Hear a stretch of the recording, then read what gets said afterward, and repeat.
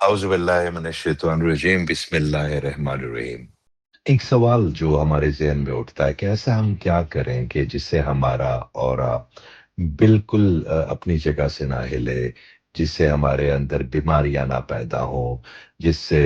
اس پہ ہماری کئی دفعہ بات ہو چکی ہے، مگر ایک اور طریقہ ہے جو میں آپ کو بتاتا ہوں، اور وہ ہے اپنی اہمیت کو سمجھنے کی۔ اور وہ اہمیت ہم کیسے سمجھیں گے؟ ایک دفعہ ایک لڑکی اپنے والد صاحب کے پاس جاتی ہے کسی سے بہت زیادہ ہرٹ ہو کے، وہ فرینڈ بھی ہو سکتی ہے، وہ فرینڈ کوئی اور بھی ہو سکتا ہے، فیانسی بھی ہو سکتا ہے، وہ اس پہ ہم نہیں جاتے، مگر اپنے باپ سے جا کے وہ پوچھتی ہے کہ بابا مجھے کیسے پتا چلے گا کہ میری قیمت کیا ہے؟ تو اس کے والد صاحب ایک صندوق سے ایک پرانی سی گھڑی نکال کے لاتے ہیں اور اسے کہتے ہیں کہ یہ بیچ کے آؤ، مگر اس کی قیمت مجھ سے پوچھ کے بیچنا۔ اور یہ وہ بچی جا کے وہ جو گھڑی ہے وہ دکھاتی ہے، کوئی اسے کہتا ہے 10 روپے کی، کوئی کہتا ہے 50 کی، کوئی گھڑی صاحب سے کہتا ہے کہ اس کو چھوڑ جائے، اس کا سامان جگہ کہیں وہ اس سے بتاتے ہیں کہ اس کو زنگ لگا ہوا ہے، وہ تنگ آ کے اپنے باپ کو فون کرتی ہے۔ اس زمانے میں وہ پرانے فون ہوتے تھے ڈائل والے، جو اپنے باپ کو فون کرتی ہے تو اس سے باپ سے کہتا ہے کہ اچھا اب میں آپ کو ایک ایڈریس لکھواتا ہوں، اب وہاں پہ لے جا کے اس کو بیچیے، 5-10 روپے میں نہ بیچیے۔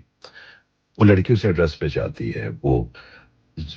ایک ایسی شاپ ہوتی ہے گھڑیوں کی جو بڑی اینٹی گھڑیاں دیکھتی ہے، اور جو بھی ایک معاملہ ہوتا ہے ان کا،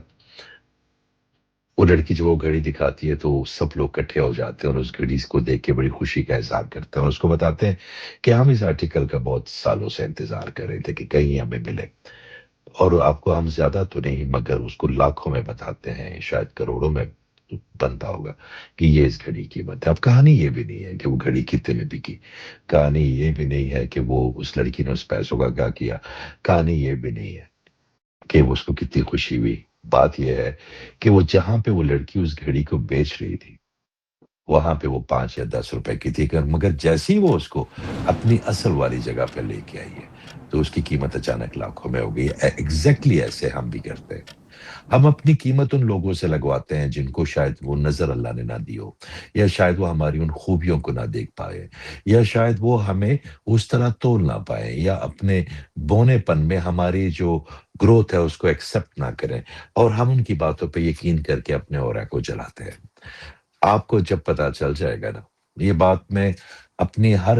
10ویں یا 11ویں ایک سیشن میں کسی ایک بچے یا بچی کو ضرور کہتا ہوں کہ آپ وہ گھڑی ہے، یہ قصہ بھی سنانے کی کوشش کرتا ہوں، کیونکہ جب ہم اپنی نظروں میں اوپر اٹھتے ہیں تو وہ انرجی ہم پوری یونیورس کو دینا شروع کر دیتے ہیں۔ کیونکہ اگر آپ اپنے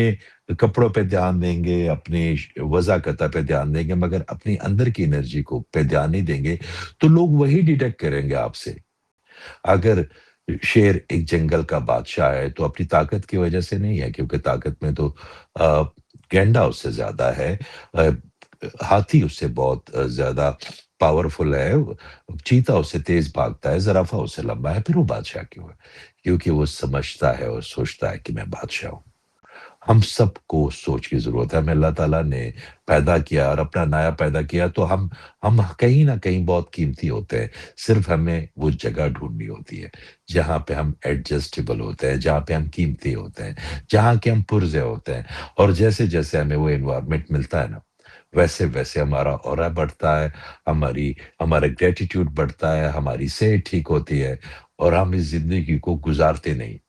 پھر ہم زندگی کو جینا شروع کر دیتے ہیں۔ تو اللہ آپ سب کو توفیق دے، اور آپ کے سراؤنڈنگ میں وہ لوگ بھر دے جن کو آپ کی اہمیت کا اور آپ کی قیمت کا صحیح اندازہ ہو۔ بہت شکریہ۔